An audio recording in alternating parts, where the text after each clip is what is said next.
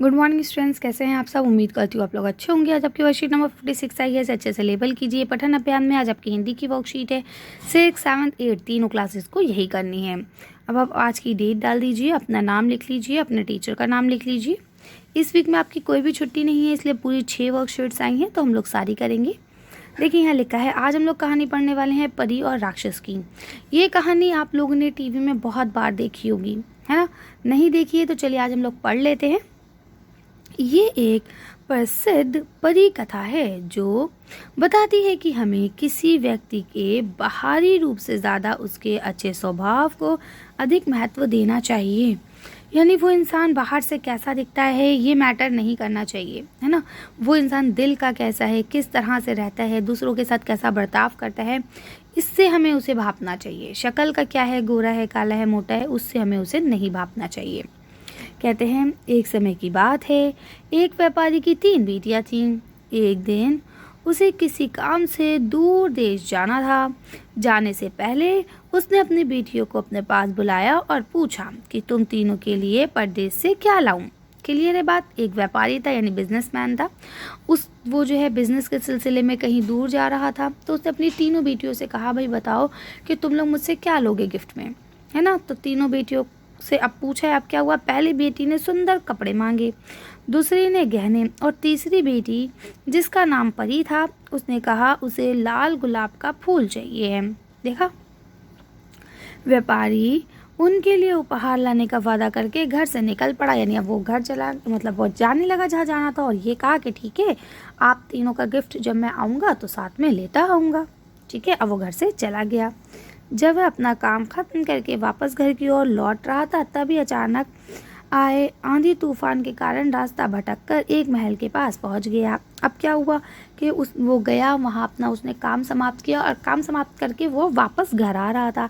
लेकिन रास्ते में क्या हुआ, तूफान आ गया। पहले जंगल ये सब हुआ करते थे ना, और डायरेक्शन बताने के लिए कोई चीज़ भी नहीं होती थी, तो वो अपना रास्ता क्या हो गया, भटक गया। ठीक है, भटक गया तो कहाँ पहुंचा, एक महल के पास पहुंचा। बाहर अंधेरा था और महल से रोशनी आ रही थी।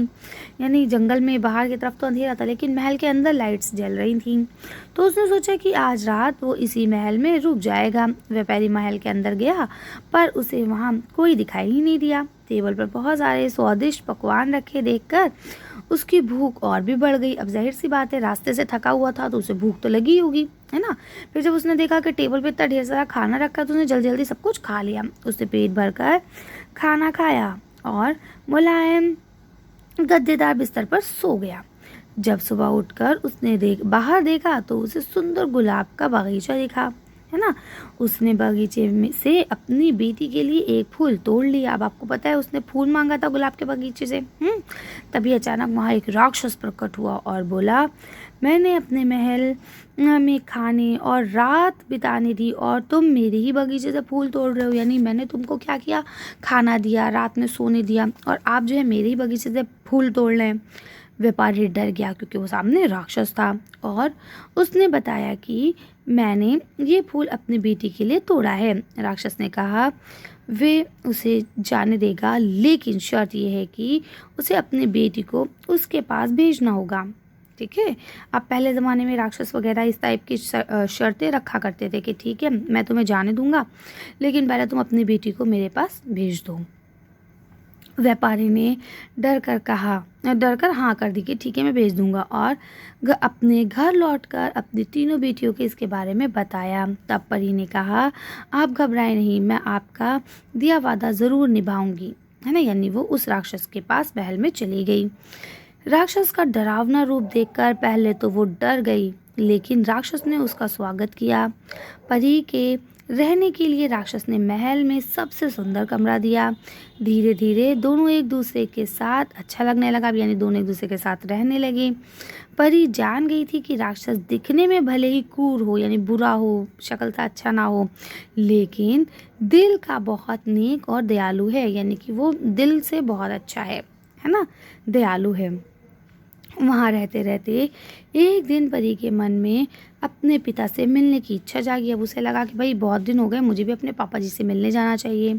पिता से मिलने के लिए राक्षस ने उसे हाँ कह दिया और 7 दिन में वापस आने की शर्त रखी।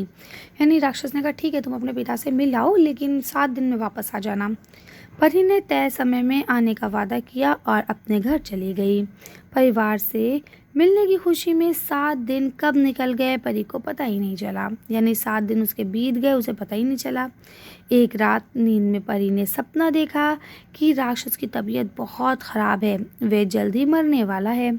अगले ही दिन वह महल वापस आ गई और उसने पाया कि राक्षस बगीचे में बेसुध पड़ा हुआ था। बेसुध यानी जिसे कोई होश ना हो, है ना, बेहोश पड़ा होना। ये देखकर वो रोने लगी।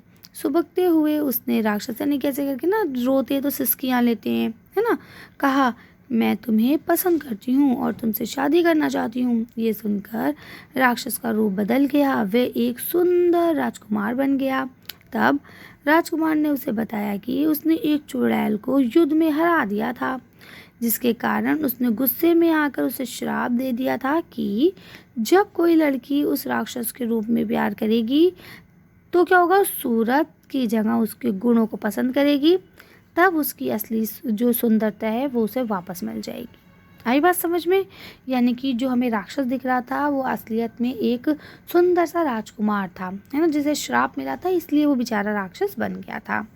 अब देखिए यहाँ आपको पहला लिखा है, यहाँ लिखा है कि ये प्रसिद्ध कहानी जो है अंग्रेजी ब्यूटी एंड द बेस्ट का हिंदी रूपांतरण है। यही इसी नाम से ही है आपकी मूवी जो मैं देखा करती थी बचपन में, है ना।